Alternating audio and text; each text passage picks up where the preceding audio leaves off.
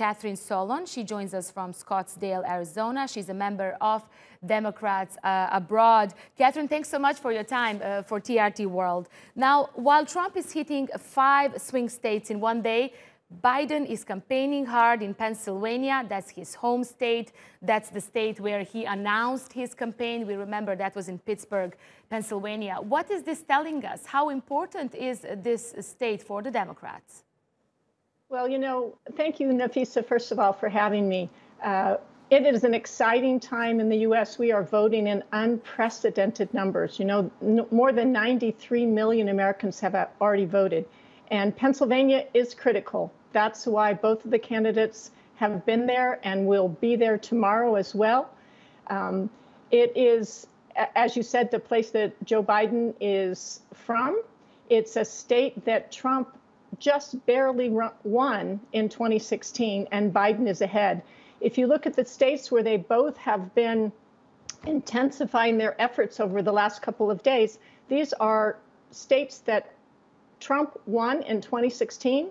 They were his strongholds, and he's playing defense. He's there because he's on the verge of losing them, and Joe Biden is there because he's ahead in every one of them. He's on the verge of winning them. So it tells a lot that they're both in these states. These are states that Trump won in 2016. They're states that Obama won in 2008 and 2012, and Biden intends to win them again. Right. And during his rally in Philadelphia, Biden vowed to address systemic racism. He's talking directly to the black voters. We know in 2016, when Hillary Clinton lost the states, many analysts said it was because many black voters stayed at home. Does this mean the Democrats will try to fix the previous election mistakes? And can they do that? Yes, of course they're trying. And yes, of course we can. I mean, Biden's numbers are looking good when it comes to Black American voters, when it comes to Hispanic women in particular, seniors. He's now ahead of President Trump by 15 points. So in all of these groups that had turned out for President Obama in 2008 and in 2012, but did not turn out in as high as numbers for Hillary Clinton in 2016, we are ahead in every one of those categories. And Pennsylvania is a perfect picture of America because all of those groups of voters are right there in Pennsylvania. Kathryn, you are also a member of Democrats Abroad, and we know, the U.S. president has a huge influence on people's lives at home and abroad. The outcome will practically matter to everyone. How optimistic are you? We heard from Republicans an hour ago. They are really optimistic that Trump can surprise in this last couple of hours. Well, we don't know until it's over, and the voters are making the decision. They are voting, but we are cautiously very optimistic. I listened to some reports earlier today that have Biden winning in a landslide with perhaps 360 electoral votes when he only needs 270.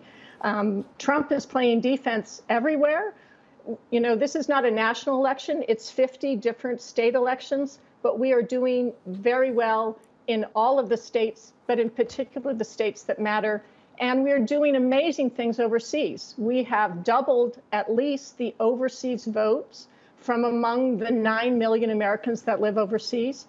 So we are feeling very good about the White House and about picking up between 8 and 11 Senate seats so that we will control the Senate, and increasing our control over the House of Representatives by picking up 15 or 20 seats. So we're not only going to have a president who's going to be ready to work on day one on the critical issues that are facing our nation and the world, but we're going to have a Senate and a House that are going to be his partners in that work. Kathryn, Joe Biden is calling for unity in the U.S. and abroad. What is exactly that the Biden plans to do in case he wins the office when it comes to the foreign policy? What can we expect from him? Well, in general, he is not going to be throwing fuel on fires, both in the United States and around the world. He's going to be looking to work with our allies, looking to produce multilateral diplomacy instead of unilateral. It's no longer going to be the Trump foreign policy of bullying and bribery. So I'm certain that we're going to be looking back and forward at the same time. We're going to be rejoining the Paris Accords. We're going to be supporting the UN and the various UN agencies. We're going to be having to undo a lot of what Trump has done as we look forward. But we will be looking for partners and working with our allies